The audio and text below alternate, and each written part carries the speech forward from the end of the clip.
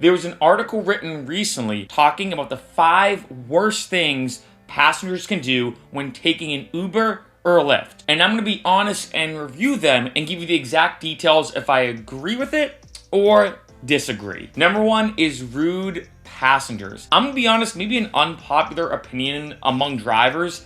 This one doesn't really bother me as much. I find for most people when they get in the Uber or Lyft, they just immediately go to their phone. So I find that's almost like maybe half the time, maybe even more than half the time. So this one doesn't really bother me as much. If someone's a bit rude, I'm like, hey, I used to be a bartender. I also used to be a tech consultant at Staples, which, by the way, dealing with people when it comes to their computers and technology, way worse than any rude passenger when it comes to Uber and Lyft. So I will say that working in customer service just in general, you have to deal with rude people. It's just part of it. The only exception to this, and this is rare, but sometimes it does happen, well, let's say you get a super rude passenger. What sometimes they'll do is they'll contact Uber and Lyft and, let's say, complain about you, maybe make stuff up, which happens more than you'd think.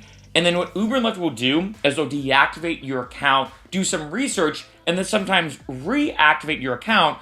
But during that period of time, you can't drive. And a lot of times, which is super unfortunate, Uber and Lyft will typically side with the passenger first compared to the driver. So that's why a lot of drivers, when they do get a rude passenger, it's one thing to be like, this is annoying, they're being rude, whatever. It's the customer service industry. But on the other end, there's like this little voice in the back of your head saying, all right, it's rare, maybe like, I don't know, a 10% of the time or whatever type situation. But there is a chance that if they keep complaining and then they go to Uber and Lyft, I might get deactivated, which means I can't work. Number 2, requesting stops at drive-thrus or convenience stores. Yes, this one I actually agree with. The reason why is when you're driving, when you're stopped somewhere, if let's say someone wants to get something for whatever reason, when you're not moving, you make basically no money. Now, I will say this does depend upon the passenger. The first time this happened to me when driving, some lady was like, hey, I need to get a pack of cigarettes. Do you mind if we stop at this random gas station? And by the way, do you need anything? And I was like, at the time, I was super, super dehydrated. I was super thirsty, just driving all day. And I was like, actually, you know what? A Gatorade would be great. She goes, okay, no problem. She went in, grabbed a pack of cigarettes, bought me a Gatorade. She was in and out in 2 or 3 minutes. No big deal. And I'm like, all right, that actually, no complaints here. Like, she even offered to buy me that Gatorade, which was super nice of her. No issue there. The second time, though, someone wanted me to wait for them. It was 2 guys. I remember they were super high, and they were like, hey, man, do you mind just stopping here real quick? We need to pick up some Chinese food.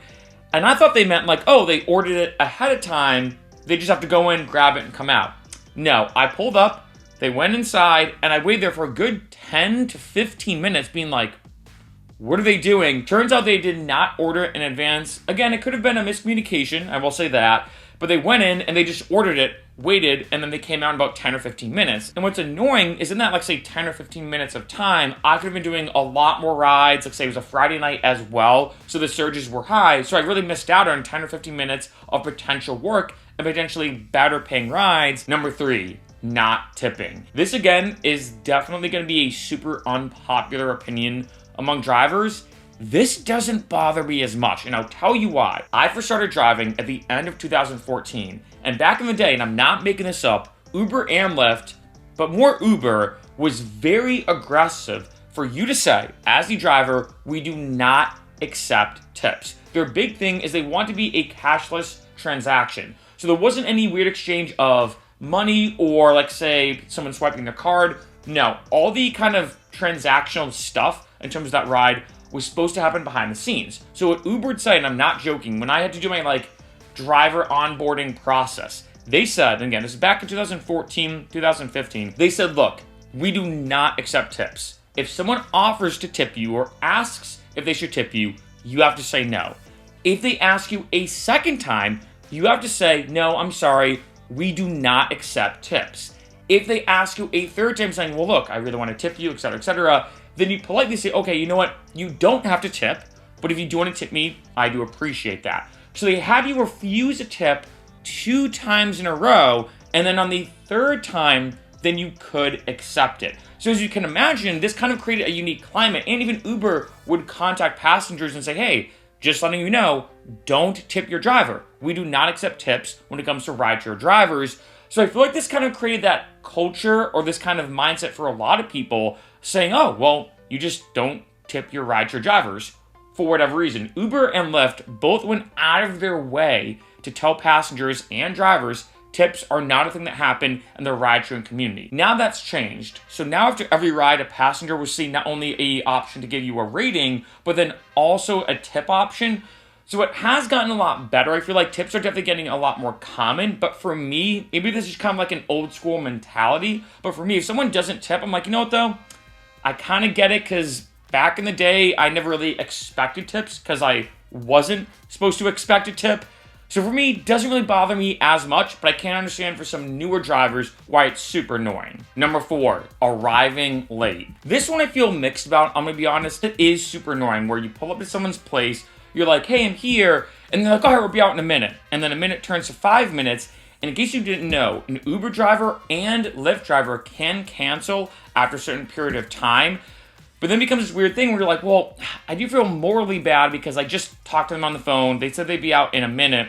It's now been 5 minutes, and I can cancel the ride because they did go over the time limit, but I also talked to them. I don't know. This is definitely a tricky one. And I think what's more annoying about this is not necessarily being late to come out, but then being annoyed that you got there too fast. Not being ready when they order the Uber or Lyft. A big thing I say to pretty much everybody is don't order the Uber or Lyft until you are actually ready to go in the Uber or Lyft. There are so many times where I accepted a ride and I'm like, oh wow, it's only a minute down the road. Like I'm just super close to their place.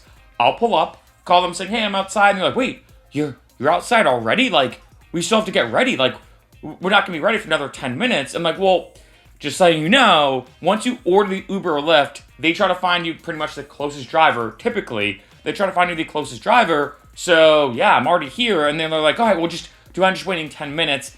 That's what gets super, super annoying. Number 5, no-go zones. This one is a bit annoying, I'm gonna be honest, but a very quick fix. In case you didn't know, as a driver, there are some locations I'm not allowed to pick you up at, and there's also some locations I'm not allowed to drop you off at. And if I get caught, I can potentially get a fine. This is why this is a bit of an annoying one, where let's say, a good example is like say hotels, airports, pretty much like any high trafficked area. A lot of times some passengers will be like, oh, do you mind just dropping me off right here on the corner? And I'm like, no, I'm not allowed to drop you off, not the corner, but a little more inward to the hotel or whatever. And sometimes people will be like, oh, come on, just right at the corner is way better for me. And I'm like, I understand, but I just want to let you know, I will get a fine if they catch me dropping you off at the corner. And I will say for 90% of people, they're like, all right, I get it. Like, it's not you, it's more like the system, so to speak. But you do have those 10% of people that are like, come on, man. Like, dude, it's not that big of a deal. No one's going to catch you. And I'm like, no. People do get caught. They do get very strict. I don't want to risk getting a fine or getting pulled over, which actually could potentially happen.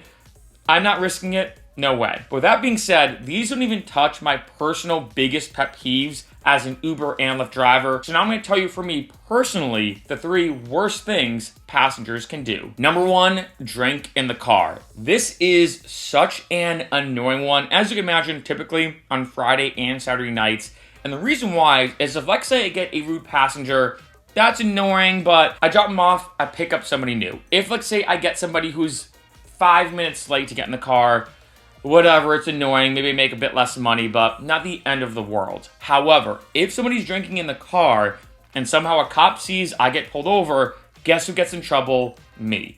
That is a big thing, and especially on Friday and Saturday nights. I don't know what it is. Of course, they've definitely been drinking, but I feel like a lot of times people are like, oh, I'm going to be super discreet, just opening up this beer in the back and trying to sip it. It's like, I can clearly see you. I clearly know what's going on, and this is super annoying. I even remember there was one time these girls were like passing a bottle of tequila in the back, and I pulled over being like, hey guys, you can't do that. If I get pulled over, I'm gonna be in huge trouble. And they kind of do that thing where they're like, oh, come on, don't be so dramatic. It's only 1 bottle of tequila. We're just going to the club. It's 5 minutes away. I'm like, no, absolutely not. And then they even went a step further saying, well, how about this? Just do a shot with us. I'm like, whoa, I'm your driver. Like, I'm not gonna be drinking tequila with you while I'm your Uber and Lyft driver. Number 2, arguments. This one can be potentially super frustrating, especially if they involve you in the argument. And what I mean is sometimes it's kind of like a fun argument. Sometimes it can get a bit heated. So I remember, for example, as a fun one,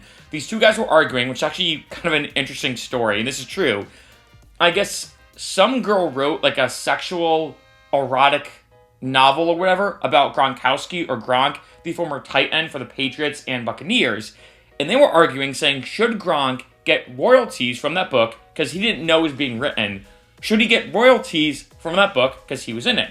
And one of the guys said he should. One of the guys said he shouldn't. They asked me to be like, hey, Uber driver, what do you think? Should he get royalties? Should he not get royalties? So that I thought was like a fun argument. It was kind of like just an interesting take they both had.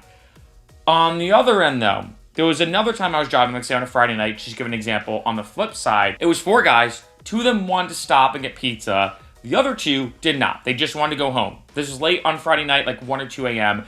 And they're arguing about what to do, and it starts to get heated. Way more heated than you think, just to stop and get pizza. So they asked me, and I'm like, well, I'll be honest with you guys. If you're quick and you want to just run in and get a slice and just come right back out, you know, if you're quick, I don't mind. And then some of the guys started arguing with me, being like, Uber driver, what are you talking about? Why are you siding with them?